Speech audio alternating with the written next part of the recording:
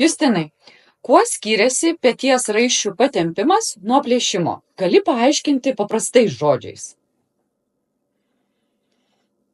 Nu, matyt, jeigu paprastais žodžiais, tai tiek patempimas, tiek plėšimas iš esmės yra plėšimas. Tik patempimas yra labai nedidelis plėšimas, nes raiščio, jeigu paprastai supras, raiščio ilgis yra visąlaik tas pats ir jo mes negalim prailginti. Ir jeigu jisai prailgėja, tai jis gali prailgėti tik tai plėšimo sąskaitą. Tai vadinamas patempimas yra mikro plėšimas, kuris greičiau ir lengviau sugyja.